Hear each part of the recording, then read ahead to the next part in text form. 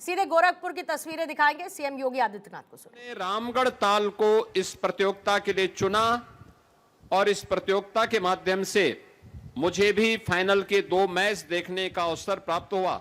बहुत आनंद की अनुभूति हुई कि देश के अलग अलग कोने की टीम यहां पर आकर के इस रामगढ़ ताल का जो सही उपयोग होना चाहिए था, वह सही उपयोग इन युवाओं के भविष्य को सजोने संवारने के साथ ही भारत की सामर्थ्य को दुनिया के सामने प्रस्तुत करने में उपयोग हो रही है।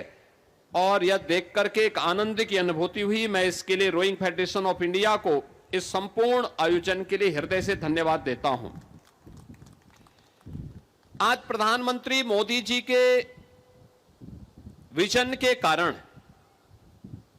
भारत के अंदर भी और भारत की सबसे बड़ी आबादी के राज्य में एक स्पोर्ट्स इकोसिस्टम का विकास तेजी के साथ हुआ है।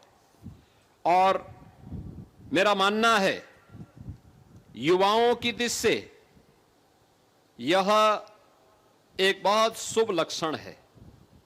कहते हैं ना कि जिस देश का युवा सकारात्मक हो, अपनी शक्ति का सकारात्मक उपयोग कर रहा हो, अपनी ऊर्जा को सकारात्मक दिशा में ले जा रहा हो, उस देश का भविष्य उज्जवल होता है।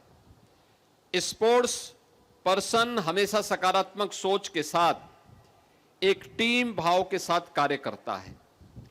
वह नकारात्मकता से, नशा से दूर रह करके समाज को एक सकारात्मकता के साथ, एक पॉजिटिव एनर्जी के साथ जोड़ करके सेल्फ डिसिप्लिन का जीवन में क्या महत्व होता है यह बताता है।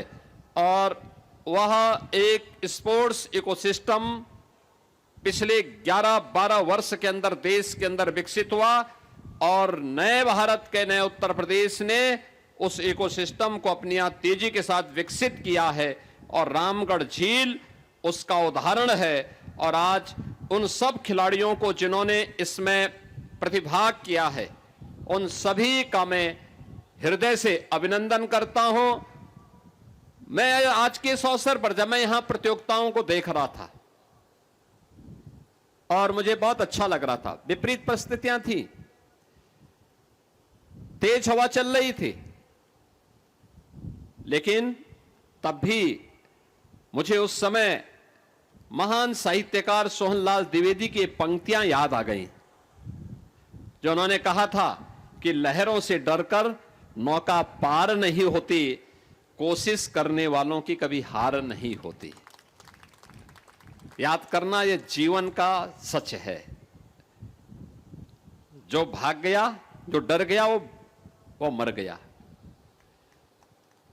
जो भाग गया उसको समाज, देश और ईश्वर भी कभी माफ नहीं करता है, कभी माफ नहीं करता है। और इसीलिए जीवन का एक ही मंत्र है और वह है चरेवेति चरेवेति का, चलते रहो। तो जूनियर रोइंग चैंपियनशिप में जहां पर योगी आदित्यनाथ को आप सुन रहे थे।